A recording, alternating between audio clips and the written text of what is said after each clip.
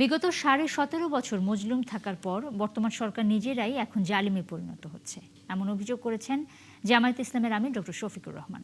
তার দাবি, প্রশাসনে দলীয়করণ ও কোটা ফিরিয়ে এনে সরকার জাতির সঙ্গে প্রতারণা করছে।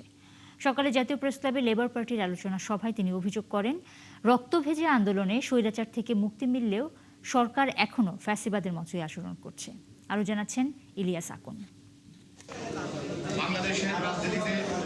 রক্তাক্ত জুলাই আন্দোলন নিয়ে রোববার সকালে জাতীয় প্রেস ক্লাবে এই আলোচনা সভার আয়োজন করে বাংলাদেশ লেবার পার্টি। এই আলোচনায় সভাপতির বক্তব্যে দলটির chairman doctor Mustafizur Rahman Iran বলেন, দেশের শাসন ব্যবস্থার কাঠামো পরিবর্তনের লক্ষ্যে জুলাই আন্দোলন হয়েছিল, ব্যক্তির পরিবর্তনের জন্য নয়। বিএনপির প্রতি ক্ষোভ জানিয়ে তিনি বলেন, জুলাই সনদ বাস্তবায়নে দলটি প্রতারণা করেছে। সরকার পতনের আন্দোলনের দিকে এখন আমরা যাই নাই। আমাদের দাবিটা আপনারা পূরণ করেন। আমাদের দাবি হচ্ছে জুলাই সনদ বাস্তবায়ন করতে হবে, গণভোটের রায় বাস্তবায়ন করতে হবে। সভায় এলডিবির চেয়ারম্যান অলি আহমেদ সরকারের চারপাশে ঘিরে থাকা সুবিধাভোগীদের থেকে সরকারকে দূরে থাকার পরামর্শ দেন। দ্রব্যমূল্যের ঊর্ধ্বগতি ও খাদ্যে বিষাক্ত ভেজাল রোধে কঠোর আইনি ব্যবস্থা নেয়ার তাগিদ দেন তিনি।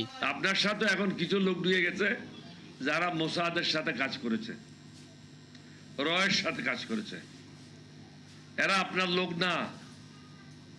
আমরা যারা আছি আমরা আপনার বিরুদ্ধে না। টুথপেস্ট যেগুলো আপনি প্রত্যেকদিন ব্যবহার করেন, এগুলির মধ্যে বিভিন্ন রকম ক্ষতিকারক জিনিসগুলি আছে। আমি মনে করি অন্যান্য দেশের মতো খাদ্যে যারা ভেজাল দেবে তাদের জন্য মৃত্যুদণ্ড হওয়া উচিত। এ সময় বর্তমান সরকারের তীব্র সমালোচনা করে জামাত আমির ডক্টর শফিকুর রহমান বলেন, রক্তভেজা আন্দোলনের মাধ্যমে স্বৈরাচার থেকে মুক্তি মিললেও সরকার এখন হুবাহু ফ্যাসিবাদের রূপ ধারণ করেছে।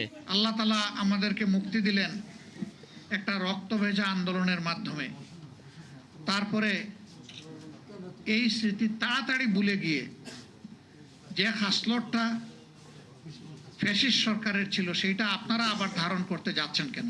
প্রশাসনের দলীয়করণের অভিযোগ তুলে তিনি বলেন, সচিব পদে দ্রুত পদোন্নতি দেওয়া হচ্ছে এবং সরাসরি দলীয় লোকদের নানা পদে বসানো হচ্ছে, যা কোনোভাবেই গ্রহণযোগ্য না। যে স্তরের স্থানীয় সরকারে নির্বাচন হয়ে নির্বাচিত প্রতিনিধিরা মানুষের সেবা করবে, সে সব জায়গায় আপনারা দলীয় লোকদেরকে, নেতাদেরকে বসাই দিচ্ছেন প্রশাসক। প্রশাসক বসাবেন, বসান, যদি খণ্ডকালীন বসাতে হয় সেখানে প্রশাসনের লোকদেরকে এনে বসান, দলীয় নেতাকে বসাতে হবে কেন?